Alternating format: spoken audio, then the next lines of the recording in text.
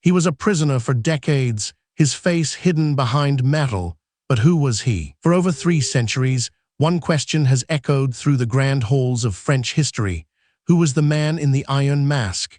He was a prisoner of the state, held in the highest security, yet his true identity remained an impenetrable secret, even to those who guarded him. This isn't a mere legend, it's a documented historical fact. A man existed, confined for over 34 years across various French prisons, including the infamous Bastille.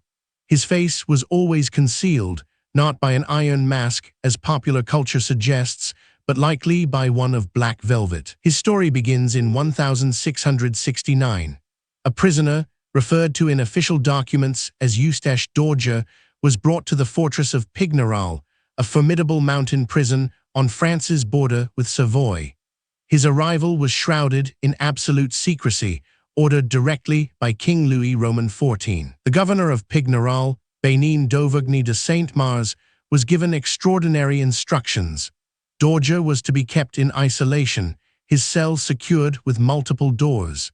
If he spoke of anything other than his immediate needs, Saint-Mars was to kill him without hesitation. Imagine the scene: a man brought in chains, his face already hidden, into a remote mountain prison. The guards themselves were forbidden to speak to him. This level of secrecy hints at a secret so profound, it threatened the very fabric of the French monarchy. For 11 years, d'Orge remained at Pignerol.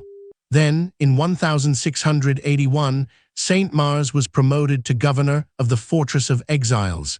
He took his mysterious prisoner with him. The journey itself was carefully orchestrated, ensuring no one saw the prisoner's face. This transfer pattern continued. In 1687, Saint-Mars became governor of the Île Sainte-Marguerite, an island prison off the coast of Cannes. Again, the masked man accompanied him. The prisoner was now clearly a permanent fixture in Saint-Mars' life, a secret he guarded fiercely. The most famous transfer occurred in 1698, when Saint-Mars was appointed governor of the Bastille in Paris. The masked prisoner was once again moved, this time to the most formidable prison in France. By now, the legend of the man with the mask was starting to spread. He died in the Bastille on November 19, 1703, and was buried under the name Marchiali. His belongings were burned, his cell walls scraped and whitewashed, and even the paving stones of his cell were replaced.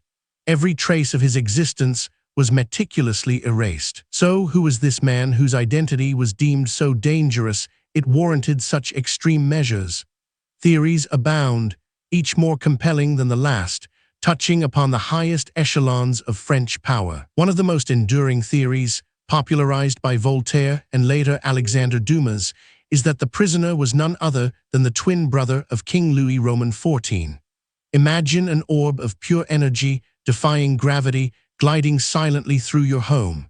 Then, it vanishes. The idea suggests that Louis Roman XIV mother, Anne of Austria, secretly gave birth to twins.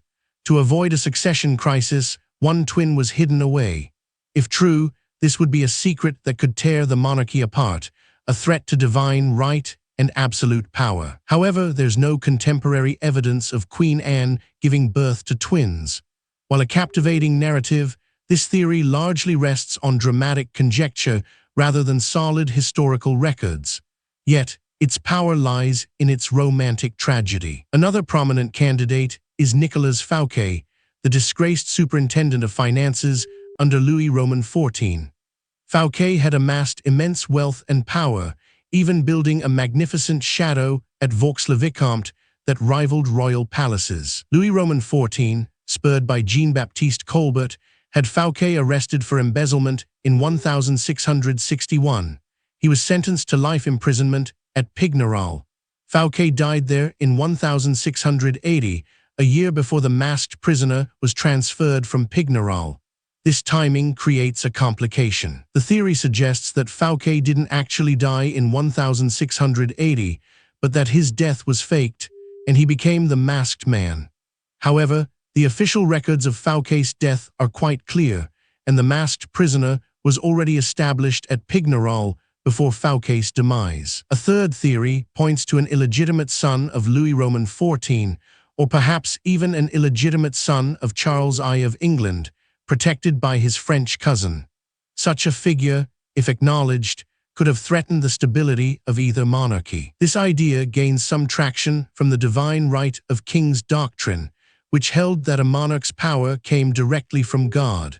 Any hint of illegitimacy, especially from a rival royal line, would be a seismic scandal. Another intriguing possibility is that the prisoner was Count Ercole Antonio Mattioli, an Italian diplomat.